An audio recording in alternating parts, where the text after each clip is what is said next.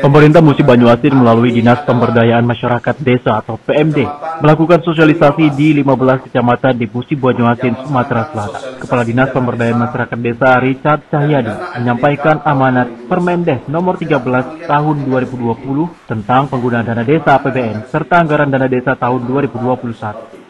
Pemerintah Musi Banyuasin melalui Dinas PMD sudah melaksanakan tugas tersebut di 15 kecamatan yang ada di wilayah Kabupaten Musi Banyuasin. Kali ini di Kecamatan Lalan merupakan kecamatan terakhir dan merupakan kecamatan yang ke-15 Kepala Dinas PMD Richard Cahyadi memberikan pengarahan. Ini alhamdulillah kecamatan terakhir dalam wilayah Kabupaten Musi Banyuasin dalam sosialisasi penggunaan dana desa tahun 2021 dan penggunaan dana ADDK tahun 2021 untuk Kabupaten Musi Banyuasin. Ini kita lakukan dalam rangka pemberitahuan kepada seluruh pemerintah desa dalam wilayah Kabupaten Musi Banyuasin bahwa dana desa ini agar digunakan sesuai dengan kebutuhan, peruntukan dan ketentuan yang telah ditetapkan sehingga penggunaannya tepat sasaran dan keinginan daripada pemerintah desa. Pemirsa, hari ini saya berada di Kecamatan Lalan di Kabupaten Musi Banyuasin, Sumatera Selatan, merupakan kecamatan terakhir kali dari 15 kecamatan. Kecamatan Lalan ini merupakan kecamatan yang ada di perairan di Kabupaten Musi Banyuasin, yang mana Kepala Dinas PMD Richard Cahyadi melakukan sosialisasi dana desa dan anggaran dana desa yang terakhir kali di 27 desa yang dihadiri oleh 27 kepala desa dan 27 operator desa. Di Musi Banyuasin, Sumatera Selatan, Puja Kusuma TV One mengabarkan.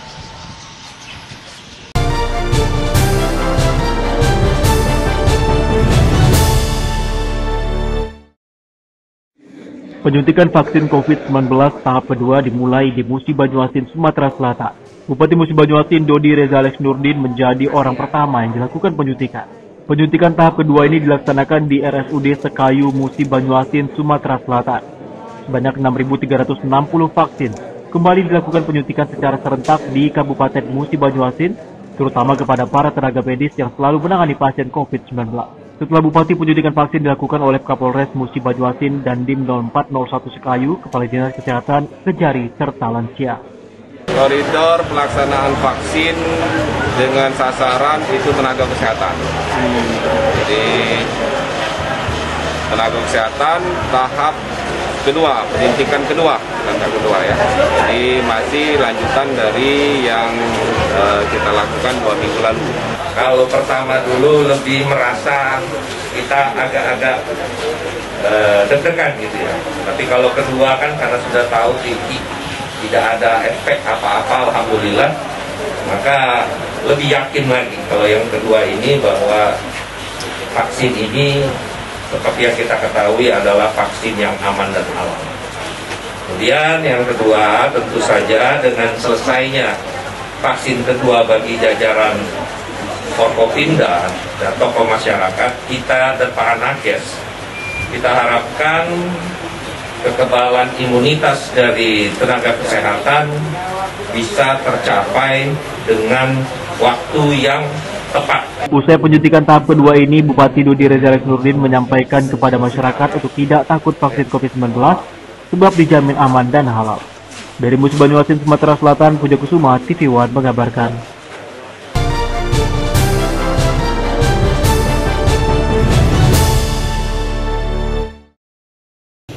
Akibat banyak memakan korban jiwa baik luka maupun meninggal dunia, jalan sepanjang 3 km yang rusak berlubang di Mariana, Banyuasin, Sumatera Selatan kini diperbaiki oleh warga dengan dana swadaya. Beginilah kondisi jalan dari Selamat Datang Kota Palembang ke Talang Bali, Banyuasin, Sumatera Selatan.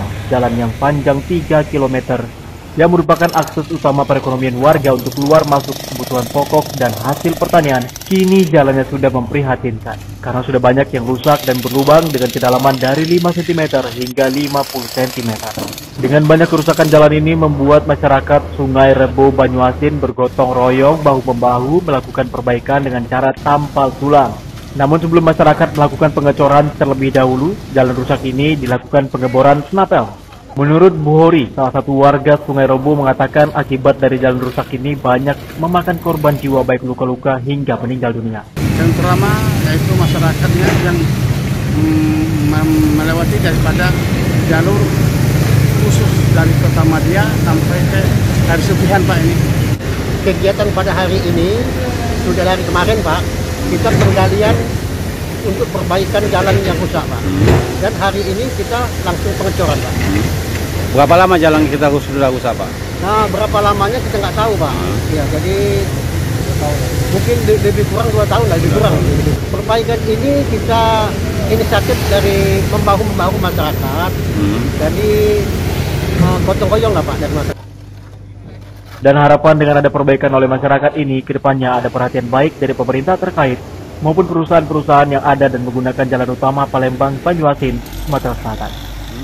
Dari Banyuasin, Sumatera Selatan, Samsul Rizal, TV One mengabarkan.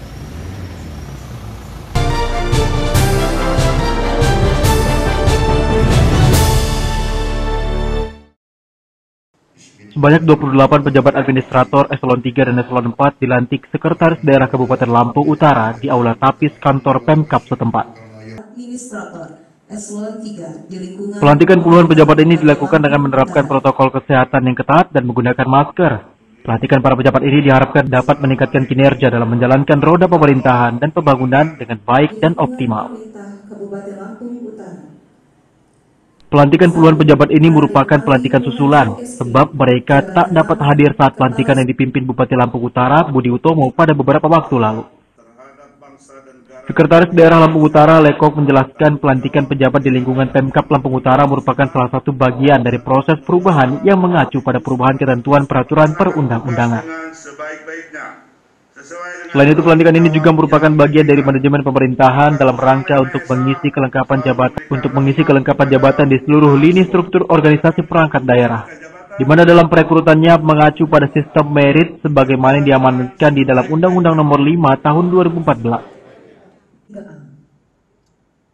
Sekretaris Daerah menekankan kepada aparaturnya agar bekerja sungguh-sungguh karena Lampung Utara membutuhkan aparatur yang mampu bekerja keras. Pelantikan para pejabat ini diharapkan dapat meningkatkan kinerja dalam menjalankan roda pemerintahan dan pembangunan dengan baik dan optimal. Kalau dia karena sakit, kita beri toleransi untuk dilantik setelah dia sehat. Ini informasinya tadi ada yang sedang mengalami operasi. Apakah akan nyala gugur nantinya Pak Sekda jika emang dia alfa, Pak Sekda? Bukan ujian ini pakai gugur-guguran. Artinya kalau dia sakit bagaimana mungkin dia mau datang ke sini kan dilantik. Setelah dia sehat nanti. Dari Lampung Utara, Lampung, Pujian Syah, TV One mengabarkan.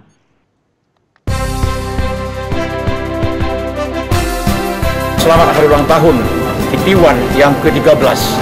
Semoga TV One tetap di hati masyarakat Indonesia serta dapat selalu menyajikan berita yang aktual dan berimbang. Di tengah masa pandemi COVID-19 saat ini, mari kita bangkit dengan tetap mematuhi protokol kesehatan.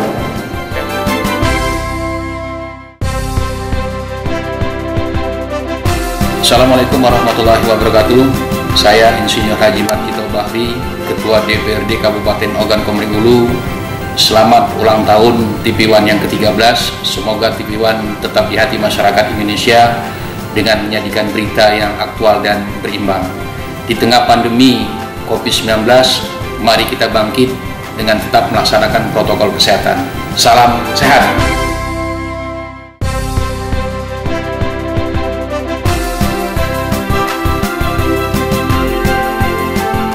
Selamat ulang tahun TV One yang ke-13. Terus berkarya dalam menyajikan berita-berita secara aktual, informatif, dan terdepan. Semoga TV One selalu menjadi media pemersatu bangsa. Selamat ulang tahun.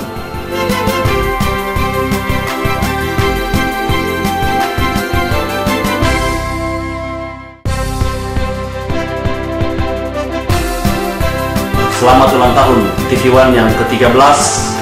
Mari bersama kita bangkit dari wabah COVID-19 dan tetap semangat. Semoga TV One tetap menjadi TV terdepan dalam memberikan berita yang aktual dan terpercaya. 13 tahun TV One, bersama kita bangkit. TV One memang beda.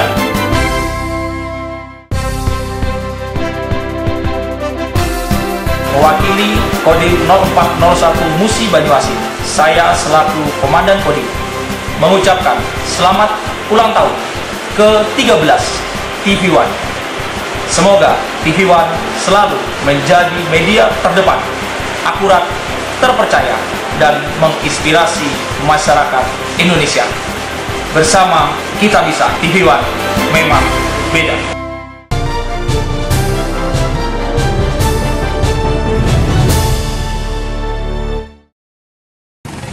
Berawal dari penertiban badut jalanan lampu merah oleh Satpol PP Kota Tanjung Pinang, sebuah akun media sosial Facebook dengan nama Rudi Irawan melontarkan postingan berisi penghinaan serta ujaran kebencian kepada Wali Kota Tanjung Pinang, Rahma. Postingan yang disebar di sejumlah grup media sosial tersebut sempat viral hingga membuat sejumlah organisasi kemasyarakatan dan kepemudaan didampingi Wali Kota Tanjung Pinang, Rahma, melaporkan atas nama Rudi Irawan tersebut ke Polres Tanjung Pinang, Kepulauan Riau. Menurut Rahma, dirinya bukan seorang pemimpin yang anti kritik. Laporan tersebut semata-mata untuk memberikan edukasi kepada masyarakat agar bisa membedakan kritik dan penghinaan. Saya tidak pemimpin yang anti kritik. Justru saya selalu memaknai setiap ada kritikan itu memacu semangat saya untuk bisa berbuat lebih baik lagi. Bahkan beberapa kali saya menerima penghinaan seperti ini, saya masih bisa memaafkan. Rahma juga masih berharap dan memberikan kesempatan kepada pemilik akun untuk meminta maaf kepadanya. Sikap baik dari yang nama Rudi Irawan ini mau meminta maaf dan tidak akan mengulangi lagi perbuatannya. Indikasinya yang jelas sudah melakukan penghinaan maupun ujaran kebencian dan sudah menyerang harkat, martabat maupun kehormatan seseorang. Jadi kita siapapun korbannya, mau dari kepala daerah maupun masyarakat biasa pun ya mempunyai hak yang sama ya di mata hukum. Jadi jelas kita lakukan penyelidikan terhadap akun ini. Wali Kota Tanjung Pinang juga menghimbau masyarakat untuk menyampaikan langsung kritik kepada dirinya serta menggunakan kalimat-kalimat yang santun jika melalui media sosial. Dari Tanjung Pinang, Kepulauan Riau, Kurnia Saifullah Khairullah, TV One mengabarkan.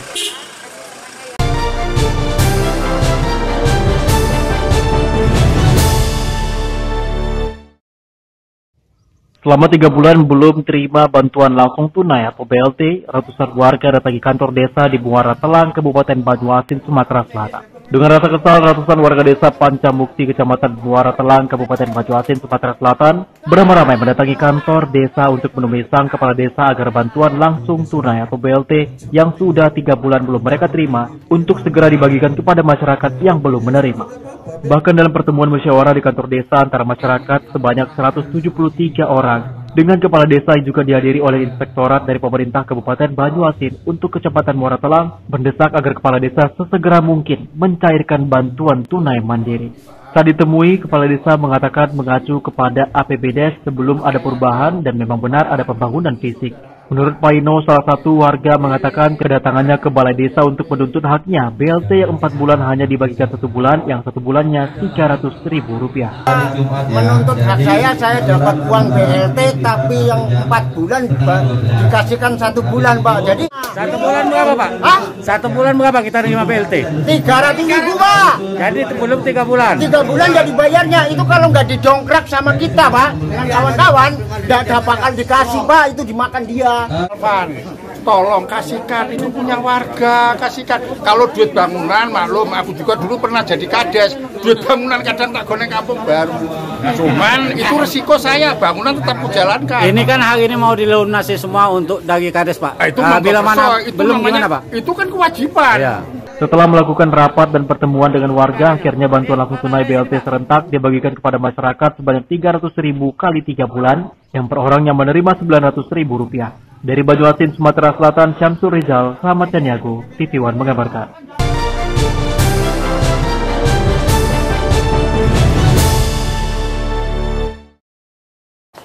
Setelah Setelah Mahkamah Konstitusi menolak gugatan sengketa Pilkada Kabupaten Oku, Komisi Pemilihan Umum Kabupaten Oku akhirnya menetapkan calon terpilih pasangan Kuryana Aziz dan Johan Anwar sebagai Bupati terpilih periode 2021-2024. Pasangan Kuryana Johan memperoleh suara sebanyak 116.778 suara atau 64,90%. Setelah ditetapkan, nantinya pasangan Bupati terpilih akan dilantik oleh Gubernur pada tanggal 26 Februari 2021 secara virtual di kabupaten masing-masing. Dan kami menetapkan Dr. Andes Haji Kuryana Aziz dan Dr. Andes Johan Anwar SHMM sebagai Bupati dan Bupati terpilih 2021-2024. Setelah itu tidak lagi pekerjaan kami terkait surat keputusan. Kalau surat keputusan terakhir, kalau surat keputusan penetapan calon terpilih. Dan efek dari itu kami akan segera sampaikan ke DPRD dulu, mengantarkan surat ke Mendagri sebagai dasar surat keputusan Mendagri tentang pelantikan dan surat keputusan tentang bupati dan wakil bupati yang akan dilantik oleh Mendagri, oleh Gubernur, dan itu semua jadwalnya akan diatur oleh Menteri Dalam Negeri, CQ Gubernur Sumatera Selatan. Alhamdulillah pada hari ini tentu ini tahapan barangkali ini bukan tahapan akhir, bukan, karena setelah penetapan oleh KPU ini akan ada lagi paripurna lakukan oleh DPRD dalam rangka nanti setelah paripurna itu akan diajukan melalui Gubernur kepada Menteri Dalam Negeri untuk dibuatkan SK. Nah, nunggu SK itulah nanti pelantikan akan dilaksanakan di sesuai dengan ketentuan barangkali mungkin di provinsi karena Gubernur akan melantik itu, tapi yang jelas dalam sistem pandemi ini tentu disesuaikan dengan protokol kesehatan. Dari Kabupaten Ogan Komering Ulu, Herman Sawiran, Bagus Mihargo, TV One mengabarkan. Kakinya disilangin, Pak.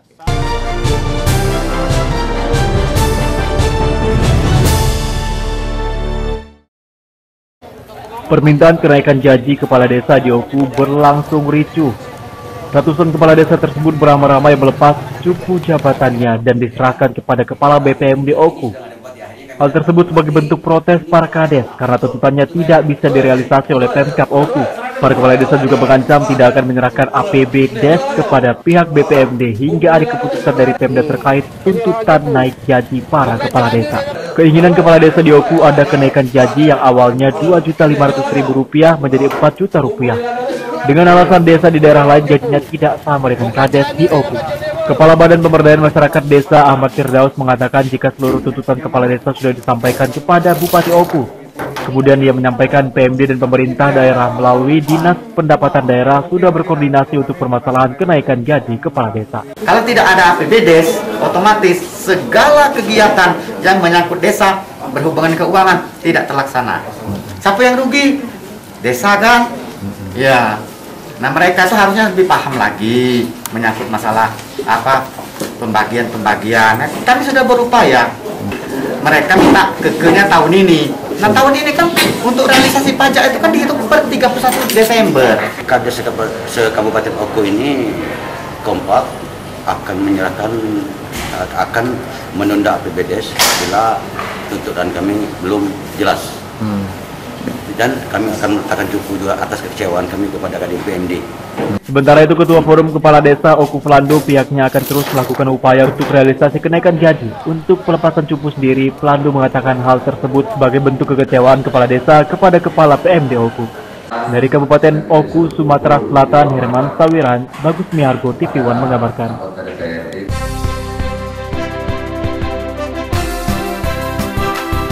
Selamat ulang tahun kepada TV One yang ke-13. Semoga TV One tetap menjadi media tajam dan terpercaya, berguna bagi bangsa dan negara. Tetap menjaga protokol kesehatan COVID-19. Bersama kita kuat, bersatu kita bangkit. Wassalamualaikum warahmatullahi wabarakatuh.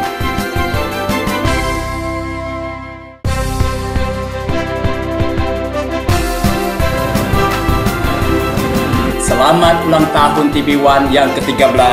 Semoga TV One tetap menjadi media terdepan dalam memberikan informasi berita yang mengedukasi, aktual, tajam, dan terpercaya untuk mencerdaskan bangsa Indonesia. Bersama kita bangkit, TV One, kebanggaan kita bersama.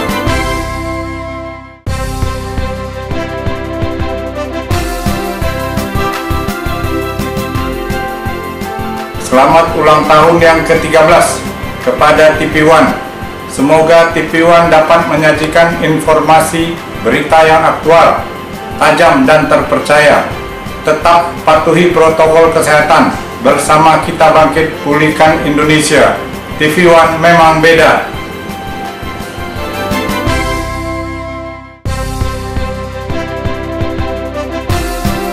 Dirgahayu TV One ke-13.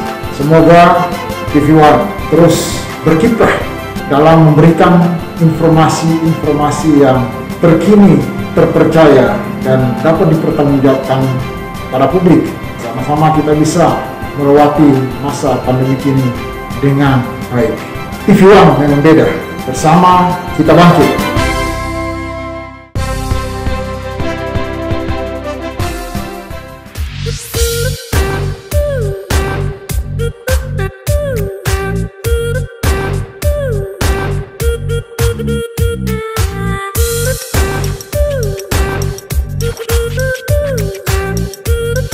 Dirgahayu TV One yang ke-13.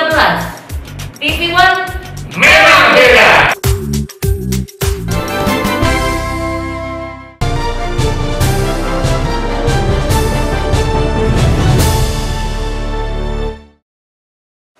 Karena di tengah pandemi COVID-19, prosesi ibadah Imlek di vihara di Kota Palembang dilakukan secara daring dan terapkan protokol kesehatan. Salah satu vihara yang menggelar ibadah Imlek secara daring yakni Vihara Varja Bumi Sriwijaya yang berada di kawasan 16 Ilir, Kecamatan Ilir Timur 1, Palembang. Pengurus serta biksu di vihara ini meminta agar umat beribadah dari rumah melalui streaming secara live melalui channel YouTube Vihara Varja Bumi Sriwijaya. Hal itu dilakukan guna mencegah terjadinya kerumunan yang dapat menyebabkan penularan COVID-19, terutama Kota Palembang yang saat ini berstatus zona merah. Namun jika ada jemaat yang sudah terlanjur datang ke vihara untuk beribadah, pengurus vihara akan memperbolehkan jemaat tersebut untuk beribadah secara bergantian dengan maksimal 30 orang, namun dengan menerapkan protokol kesehatan seperti mencuci tangan, memakai masker, dan menjaga jarak.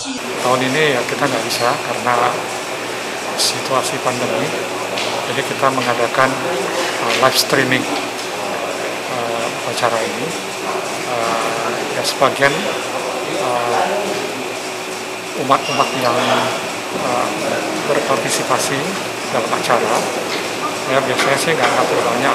Jalan tertib, tidak ada kerumunan-kerumunan yang berarti di masyarakat. Yang ada ya silaturahmi keluarga, ya silakan lah. Ini namanya tahun baru, tapi protokol kesehatan ya. Ini saya lihat Vihara Varja Bumi Sriwijaya ini tertib sekali. Bahkan tadi sekian banyak jamaahnya vihara ini mengikuti acara tahun baruan ini tadi dengan virtual. Ada yang dari luar negeri, jadi mereka nggak mudik. Ini hebat ya, dengan canggihnya IT. Dari Palembang, Sumatera Selatan, Junjati Patra, Gandako Patra, TV One mengabarkan.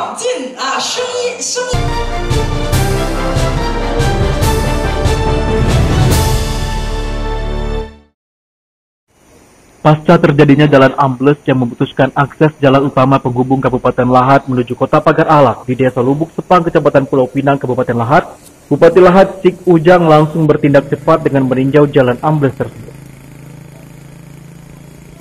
Meskipun ruas jalan yang ambles tersebut merupakan ruas jalan nasional, Bupati Lahat memerintahkan Dinas TU Bina Marga untuk ikut membantu percepatan penanganan awal jalan tersebut agar dapat segera dilalui. Mengingat ruas jalan tersebut merupakan akses jalan utama masyarakat mengangkut hasil pertanian menuju Kota Lahat. Bupati Lahat mengatakan pihaknya sudah berkoordinasi dengan Satuan Kerja Perencanaan dan Pengawasan Jalan Nasional atau P2JN wilayah Sumatera Selatan untuk segera melakukan perbaikan. Perbaikan ditargetkan akan rampung dalam sehari dan jalan akan kembali bisa dilalui oleh kendaraan roda 2 dan roda 4 bertona ringan. Penanganan Kabupaten Lahat bekerjasama dengan Balsa dari Provinsi secepatnya kita usahakan mobil kecil dengan motor bisa lewat sore ini. Tunggu pipa dari Palembang, insya Allah datang sore ini ataupun malam langsung dikerjakan oleh Balai Besar dari Palembang ke kerjasama dengan pemerintah Kabupaten Lahat. Di sini ada PUPR, ada BPBD, ada camat, kades turun kalau Pak Bupati turun dan rame Polsek insya Allah turun dan masyarakat juga membantu gitu. dan kadesnya udah datang. Ya. Jadi insya Allah gitu. Yang penting kita bersatu tadi, gotong royong. Insya Allah segala sesuatu itu gawi besar jadi kecil, gawi kecil jadi habis. Dalam amblas yang terjadi diduga akibat tingginya curah hujan sehingga terjadi pergerakan tanah. Dan amblas sepanjang 20 meter, lebar 4 meter dan kedalaman mencapai lebih dari 4 meter. Dari Kabupaten Lahat, Sumatera Selatan, Ahmad Yudiansyah, TV One mengabarkan.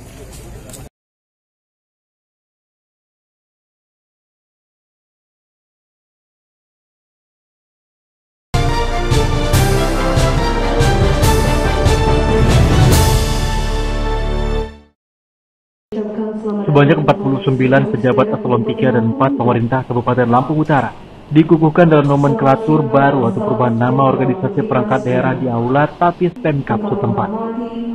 Para pejabat yang baru dilantik tersebut agar mampu bekerja keras, mampu menjawab dinamika dan perkembangan zaman yang terus bergerak maju. Sekretaris Daerah Kabupaten Lampung Utara Lekok mewakili Bupati melakukan pengukuhan dan pengambilan sumpah jabatan eselon 3 dan 4. Pengukuhan dan pengambilan sumpah jabatan yang dilaksanakan di Aula Tapis pemerintah Kabupaten Lampung Utara ini dilaksanakan karena adanya perubahan nomenklatur di lingkungan Pemkab setempat. Pemerintah Kabupaten Lampung Utara menerbitkan Peraturan Bupati Nomor 76 Tahun 2020 tentang struktur organisasi dan tata kerja perangkat daerah Kabupaten Lampung Utara. Terbitnya Perbuk itu setelah adanya beberapa peraturan menteri tentang pedoman nomenklatur. Pengambilan sumpah jabatan yang digelar untuk menjalankan instruksi Menteri Dalam Negeri tentang perubahan nomenklatur dalam beberapa organisasi perangkat daerah. Organisasi perangkat daerah yang mengalami nomenklatur baru diantaranya Badan Perencanaan Pembangunan Daerah atau Bapeda, Badan Pengelola Keuangan dan Aset atau BPKA, Badan Kesatuan Bangsa dan Politik, Dinas Pendidikan dan Kebudayaan, Dinas Pekerjaan Umum dan Penataan Ruang, dan Dinas Perumahan dan Kawasan Pemukiman. Bahwa pemerintah daerah butuh yang mau berlari cepat dalam rangka melaksanakan tugas-tugas pemerintahan ini. Dan saya untuk segera konsolidasi internal, kuasai tugas pokok dan fungsi, pahami semua regulasi yang ada, bekerja untuk masyarakat Lampung Utara yang lebih baik ke depan. Di luar konteks. Para pejabat yang baru dilantik diharapkan mampu bekerja keras, menjawab dinamika dan perkembangan zaman yang terus bergerak maju. Dari Lampung Utara, Lampung, Pujiansyah, TV One mengabarkan.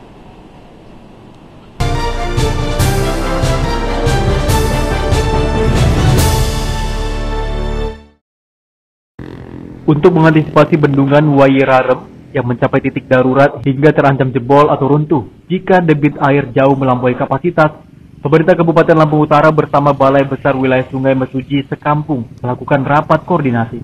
Pemerintah Kabupaten Lampung Utara dalam waktu dekat akan menggelar simulasi apabila terjadi keruntuhan seperti evakuasi dan langkah lainnya. Pemerintah Kabupaten Lampung Utara bersama Balai Besar Wilayah Sungai Mesuji Sekampung menggelar rapat pembahasan tindak darurat bendungan Wairarem. Rapat koordinasi ini dilakukan sebagai langkah antisipasi atau mitigasi tindak darurat bendungan Wairarem yang kemungkinan mengalami keruntuhan atau jebol. Bendungan Wairarem saat ini telah berusia 37 tahun tersebut masih dalam kondisi baik yang mampu menampung kapasitas 6 juta meter kubik air.